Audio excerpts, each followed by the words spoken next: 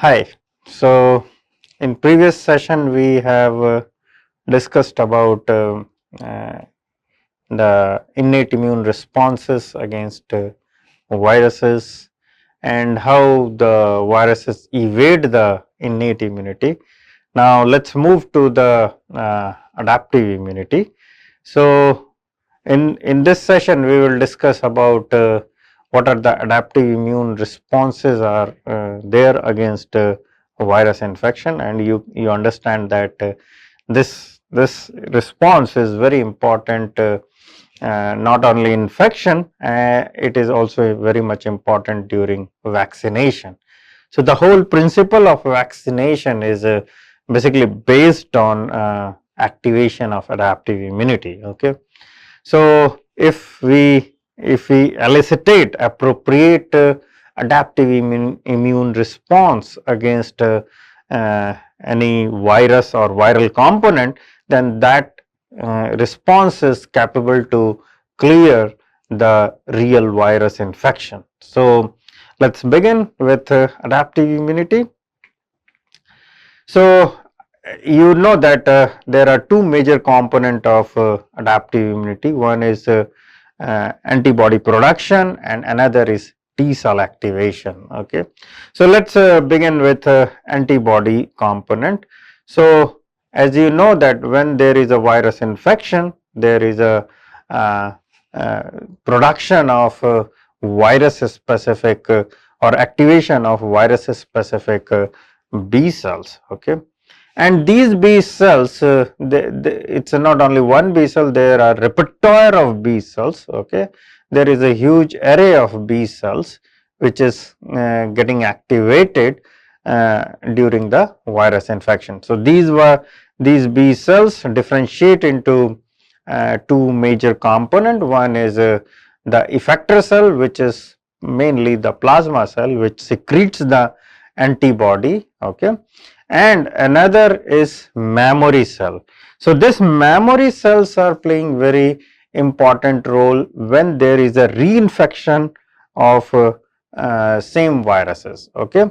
And these memory cells are also playing very much important role during vaccination. Okay. So, when the individual receive the vaccine, basically we are trying to induce this memory B cells. Okay. So that when there will be a real infection, so these memory cells will differentiate into again effector cell, and then that will produce a lot of antibodies, and these antibodies will clear the real viral infection. Okay. So, now let us look at how these antibodies are playing role against viruses. Okay. So, viruses are when they infect the host, generally they are present in two forms, mainly present in two forms. One is that this viruses is present in free form, okay, outside the cell. Okay. So, when it is present in free form, then what will happen if there is a antibody against these viruses? So, these antibodies basically mask the surface protein on the viruses, and there will be two major benefits of this. One is that you know that viruses uses some surface protein in order to attach with the host cell. Okay. So, if that surface is masked by the antibody, then these viruses cannot attach to the target cell, and these antibodies we call it as a neutralizing antibody. Okay. There are some protein which is not playing very important role in attachment with the target cell. Okay. So, there is also generation of antibody against those surfaces. Okay. We call those surfaces or the antibody which is generated against those surfaces as a non-neutralizing antibody. Okay. So, both this neutralizing antibody is playing very important role in preventing the infection. Okay. Whereas this non-neutralizing antibody, they play a very important role in various processes, okay, various immune processes. The first is, okay, this virus is coated with the antibody, then what will happen? This will be readily phagocytosed by the phagocytic cells, okay.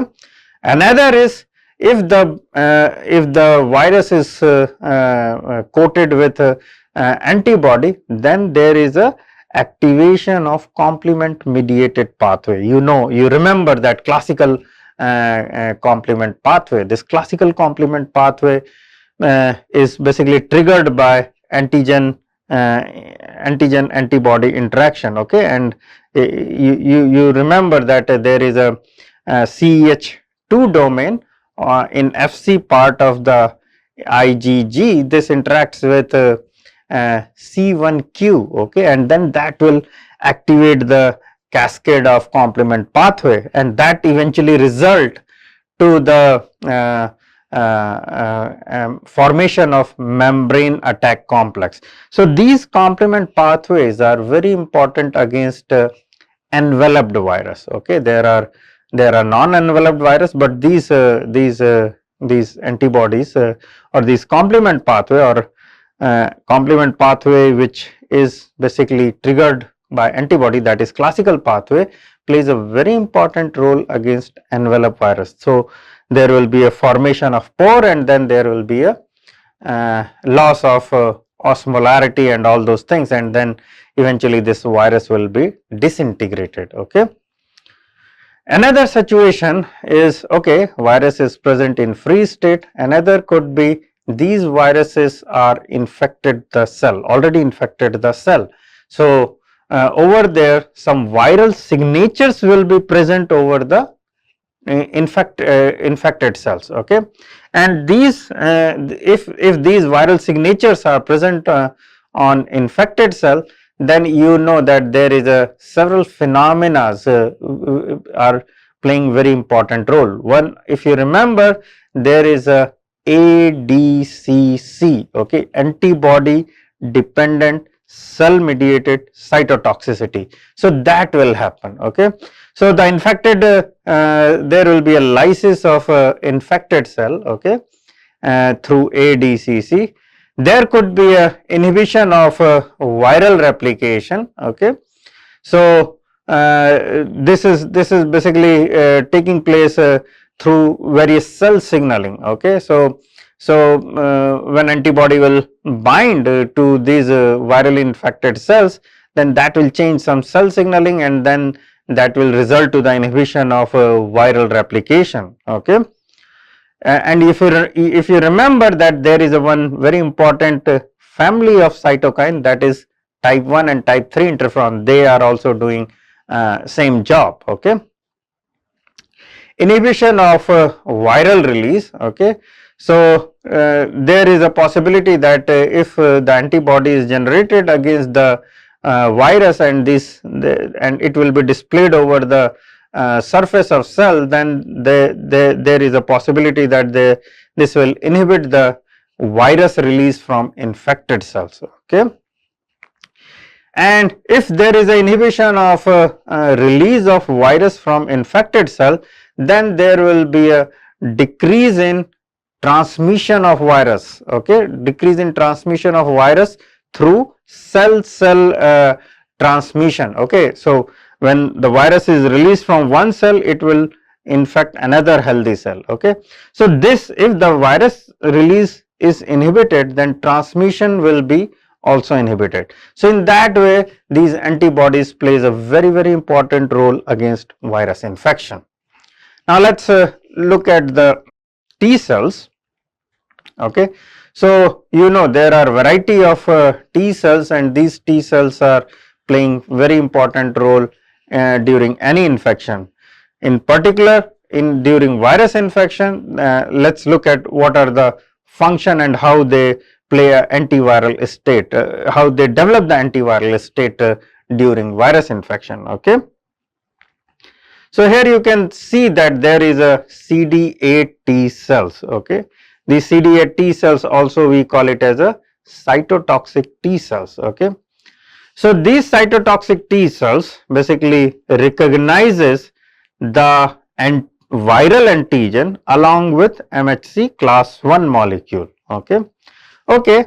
After recognition, please note that there is a need of co-stimulation which is provided by the infected cell, and this co-stimulatory signal is received by cytotoxic T cell. Then there will be a fruitful activation of cytotoxic T cells. Okay. So once it is recognized, then what will happen, there will be a direct cytolysis of infected cell. Okay, you know that this will release some granules. Okay, the granules will be exocytosed, which is mainly consist of perforin and granzyme. Okay, and perforin and granzyme is a basically serine proteases. Okay, and these granules will reach in the target cell, and that will cause the lysis of target cell. Okay.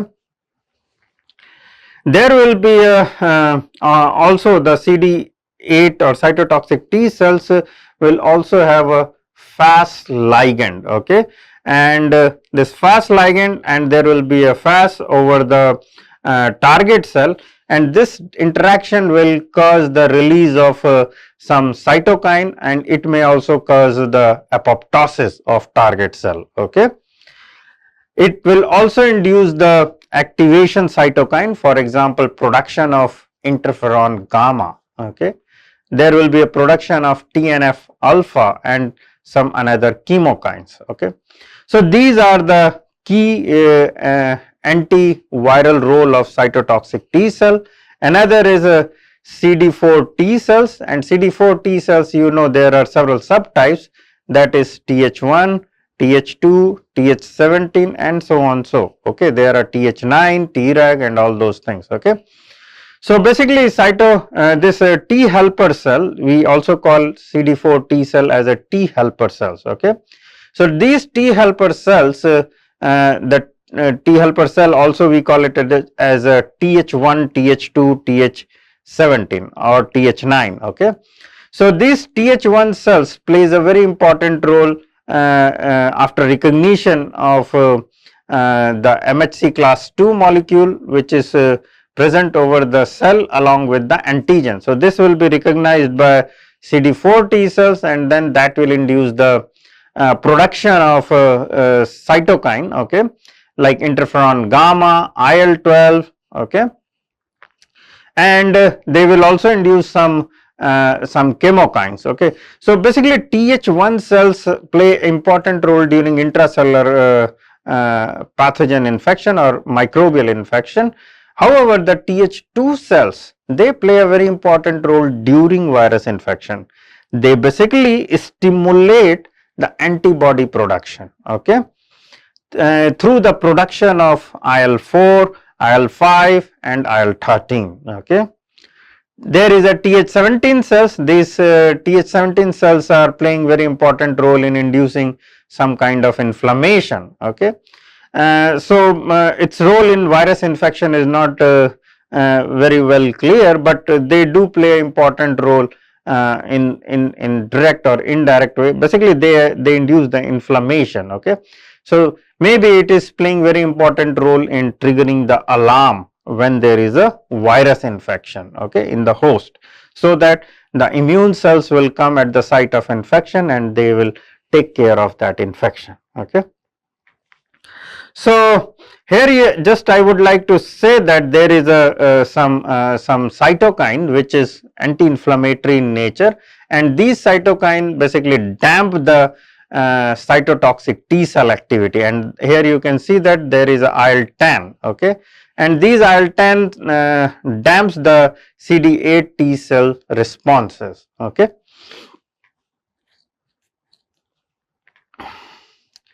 So there are the hallmark of adaptive immunity is the memory. So our adaptive immune system remember the infection, and when there is a reinfection, this will trigger the all those molecules, the synthesis of all those molecules very quickly and clear the second infection, okay.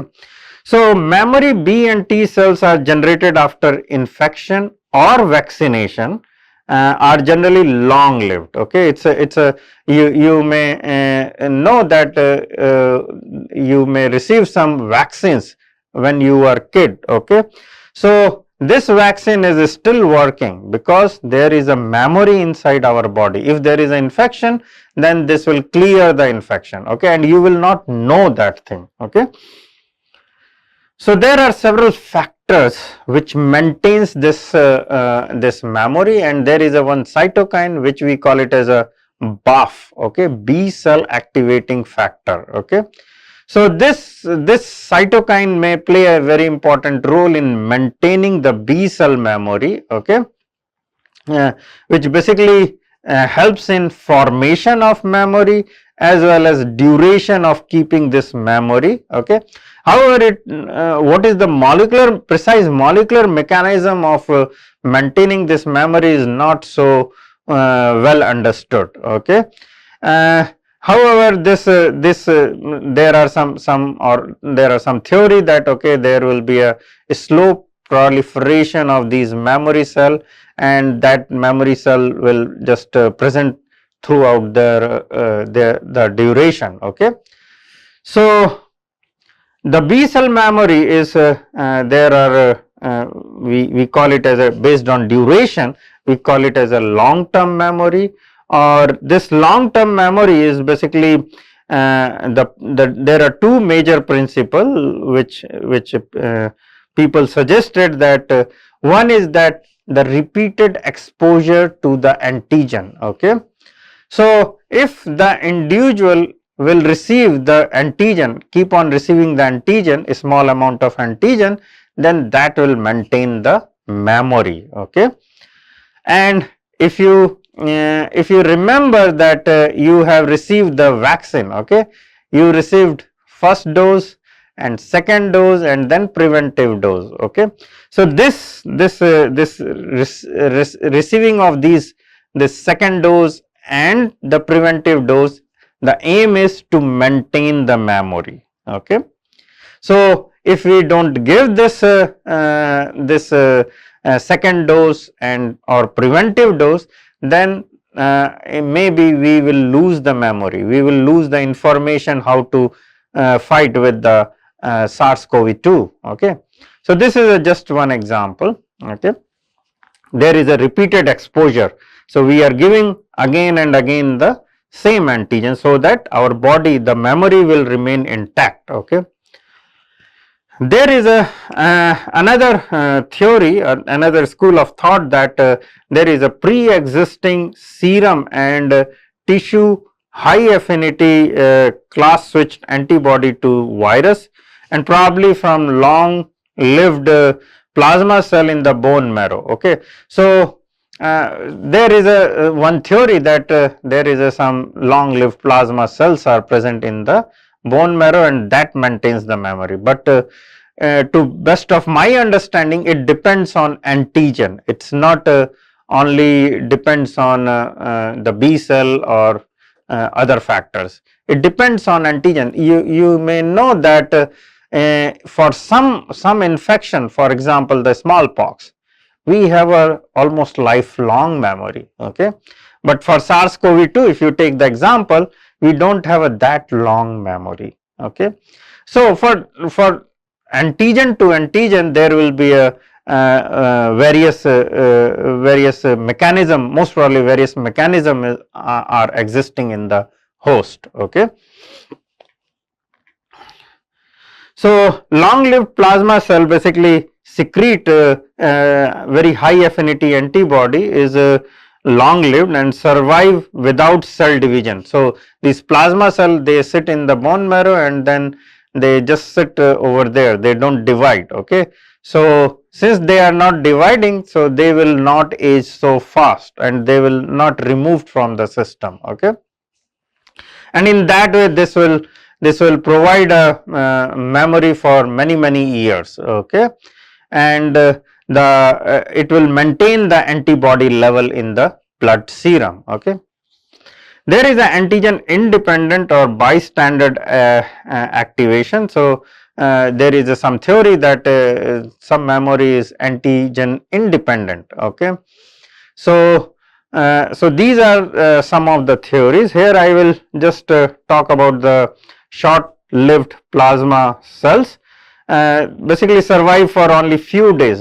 So in general the plasma cells survive for very short duration and produce antibody in extra follicular foci, and probably crucial in the very early response to the pathogen. Okay. So this is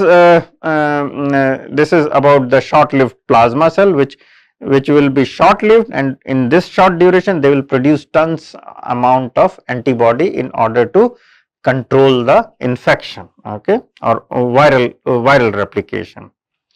There are some studies, people perform some studies in order to understand the memory.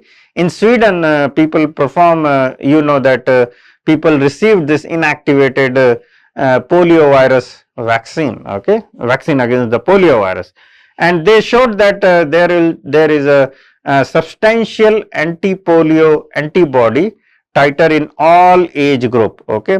So this shows that this memory is existing, and this memory, but we do not know what is the molecular mechanism, okay.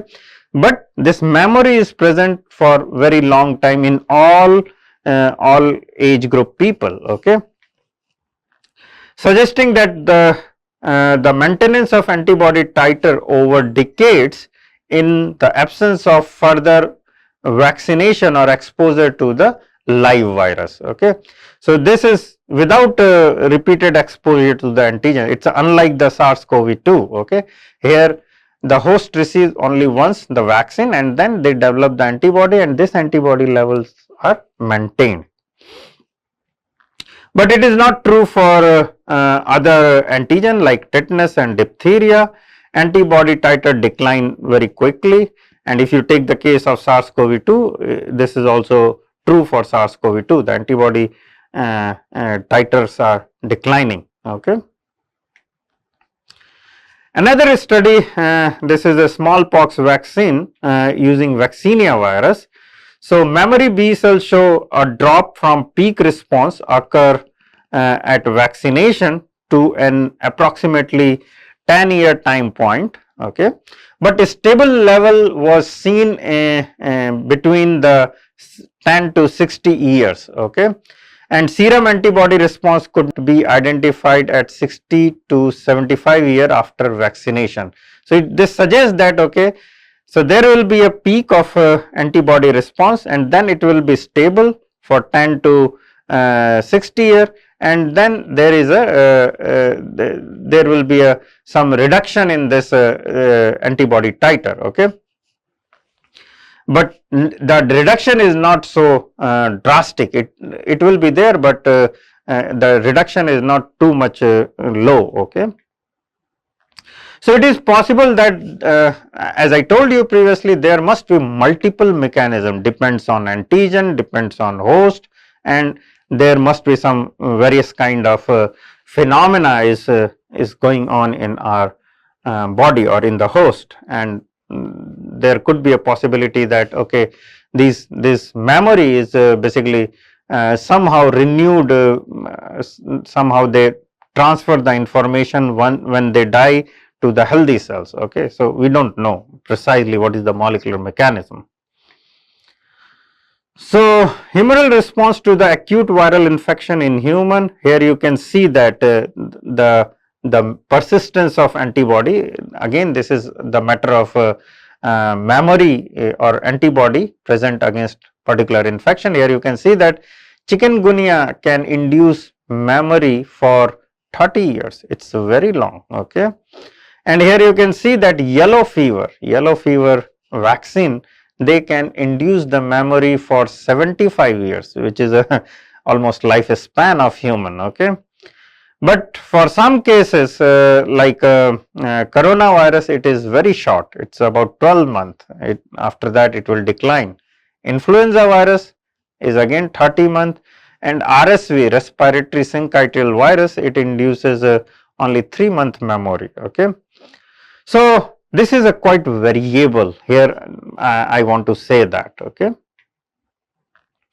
T cell memory. So, activated naive T cells basically differentiate into the effector T cell and memory T cell. Okay, and there is a just a difference in expression of CD45. Okay, this is a one surface molecule.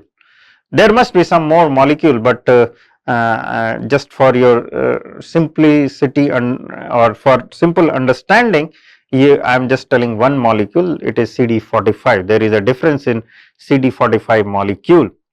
And effector T cell has a higher frequency and their lower activation threshold to trigger the proliferation and differentiation. So, at very less stimulation, they can produce a lot of effector cell, and then that will control the infection. Okay.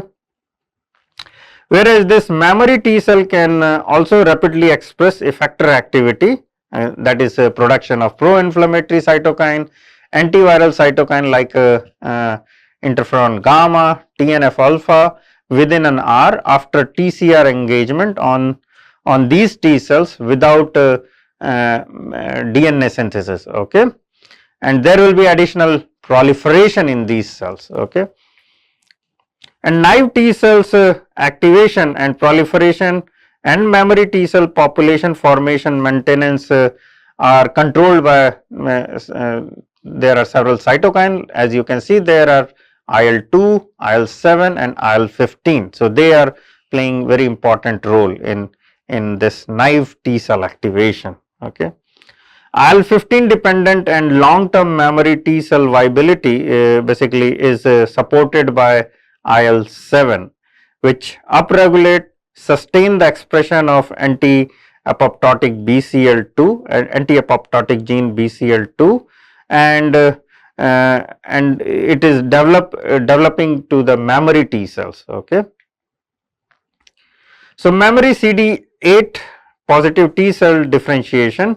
So, at the peak of CD8 positive T cell response, naive T cell expansion lead to two distinct subset. One is that, as I told you, there will be a short lived effector cells and there will be a memory precursor effector cells. Okay. And these memory CD8 T cells further differentiate into self renewal memory T cell, and the extended lifespan depends on partly on IL-7, IL-15 dependent homeostatic proliferation, having a slow cell division and minimal cell number changes. Okay. So, with this I will stop about the adaptive immune responses against virus infection. In next session I will talk about how the viruses evade this adaptive immunity and establish the infection. Thank you.